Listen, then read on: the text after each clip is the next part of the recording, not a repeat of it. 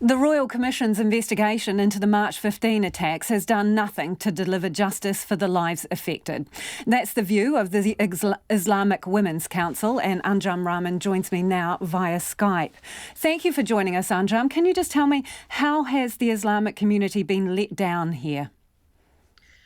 I think what we found really surprising is that the report does specify that there were significant failures with some systems, there were failures with resourcing, there was a failure of leadership, particularly when it came to public conversation around national security.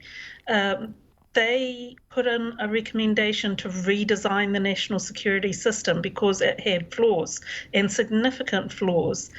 And we find it difficult to understand how they can leave it at that and not go to the next step, because systems are ultimately designed and upheld by people.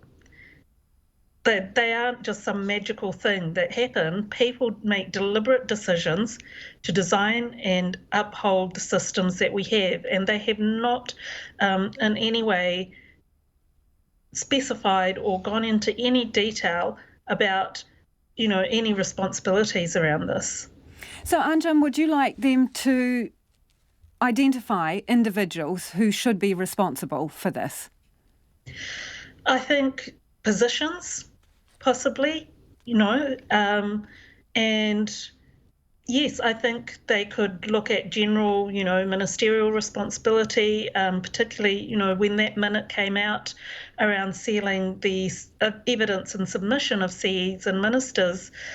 That was really, really difficult for us because none of that evidence has been challenged or been seen by the community. So their process was such that they did not agree to give anyone in the community security clearance to be able to sit in on some of those hearings, nor any ability to test or challenge any of the evidence that was put forward by those agencies. The Commission says, despite the shortcomings and failings, it doesn't think the terror attacks, would have been detected or stopped. Do you believe that? My understanding, and I haven't read the whole report, I've read a good chunk of it, my understanding is what they were saying, and I think they should have been clearer, what they were saying is that within this context of lack of resourcing, lack of public trust, lack of leadership, that what they had, even if they had deployed it, would not be enough. So the resources they had, if they deployed it in another direction, wouldn't have caught them.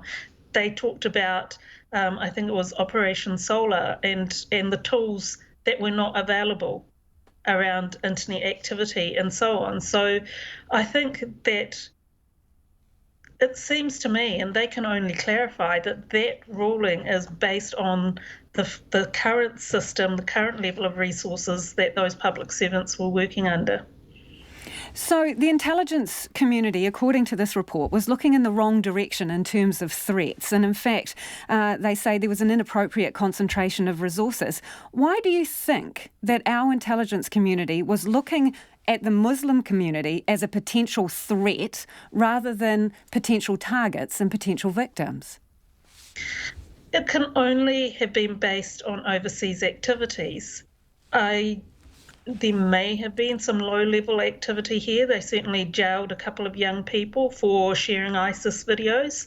So I think the other thing is that we were an easier community to monitor because we were smaller.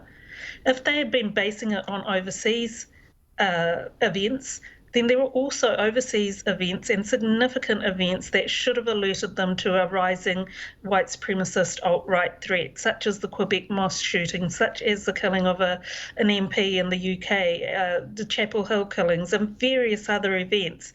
So was it unconscious bias, Ranjan, or at its worst racism?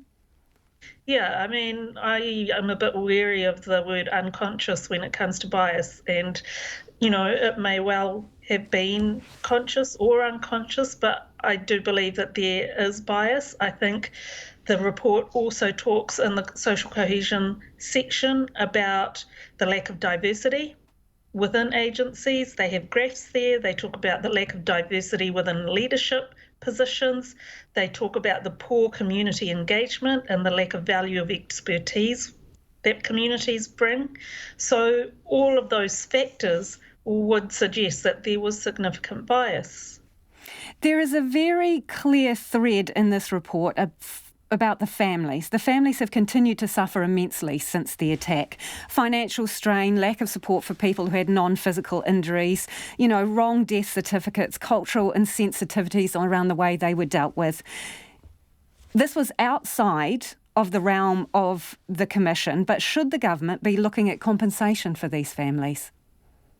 We have always held that there should be compensation, that there should be reparation for what they have lost.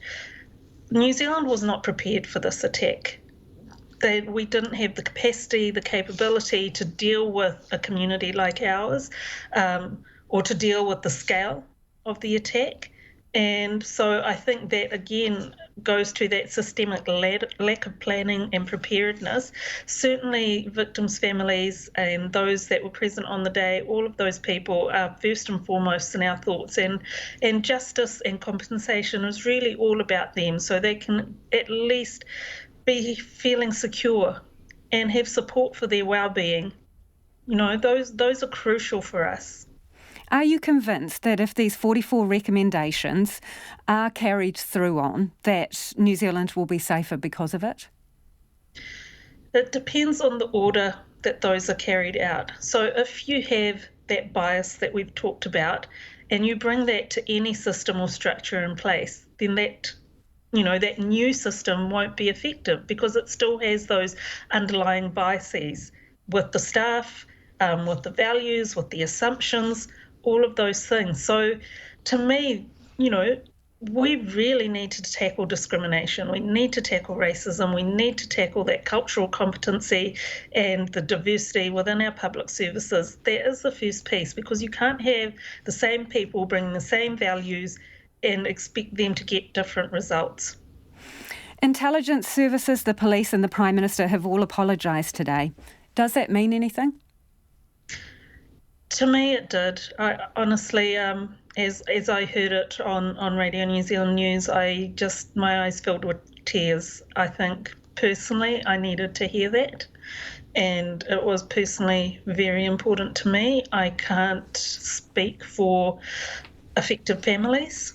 They will give their own account of that, but for me, to not have had an apology, given the findings of this report and given what we knew in terms of our interactions with government, I believe there was no other option, and I think it was absolutely needed.